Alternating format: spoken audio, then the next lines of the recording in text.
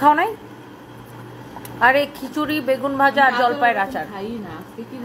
মন যেতেছে আমি এখন একটু খিচুড়ি রান্না করে খাই ফেলাই জলপাইয়ের আচার দিয়ে। এত মজা। যৌথ রসুয়ে অর্ডার করবেন, যৌথ রসুয়ে। একটু আগে তার কাচ্চি খেতে ইচ্ছা করছে, এখন আবার তার খিচুড়ি খেতে ইচ্ছা করতেছে। আপু এ দেশের একজন সফল মানুষ, আপনি কিন্তু মাঝে মাঝে আপনি অন্যরকম হয়ে যান কেন? কিরকম হয়ে যায়?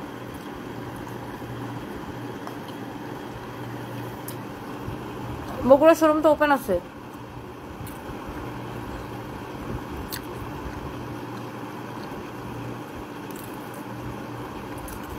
ময়মনসিংহে আসতেছেন, অনেকদিন ধরে দেখার ইচ্ছা। এক্সাম কিভাবে দেখা করবো? ফ্রাইডে আবার কিসের এক্সাম?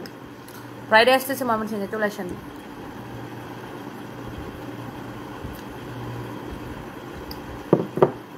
আমার খাওয়া দেখলেই নাকি মানুষের খাইতে ইচ্ছা করে।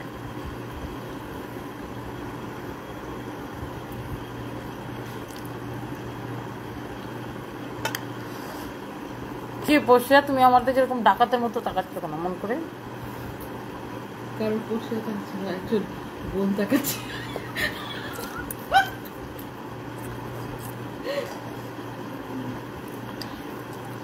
তোমরা মনে হয় বংশগতভাবে ডাকাত না?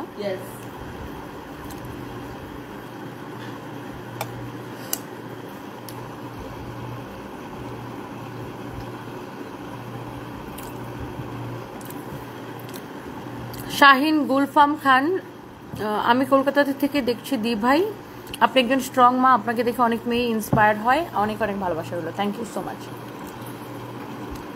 আপু আমার বেস্ট ফ্রেন্ড পশিয়া, ও হচ্ছে একটু ও অসুস্থ ছিল, ওকে একটু জোর করে বাসায় নিয়ে আসছি, এনে খাওয়া দাওয়া করাচ্ছি। ও খুবই অসুস্থ ছিল আজকে সারাটা দিন। আরে তুমি অসুস্থ ছিল তো সেটা বলবো না, এরকম করতেছো কেন? তোকে হসপিটাল থেকে নিয়ে আসছি সেটা বলবো না?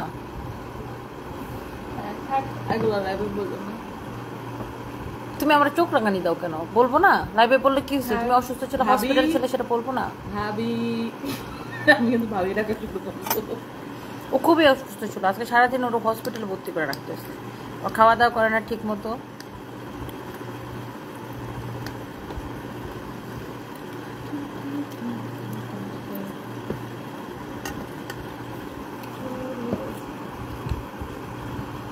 ওজন কমাইতে যায়, খাওয়া দাওয়া করে না, এই জন্য শরীরটা খারাপ হয়ে গেছে, বুঝছেন? আজকে সারাদিন ওরা স্যালাইন দিয়ে রাখা লাগছে, কত হসপিটালে সারাদিনে দৌড়াদৌড়ি। এখন জোর করে না খাওয়াচ্ছি। আচার খেয়ে সুস্থ হয়ে গেছে।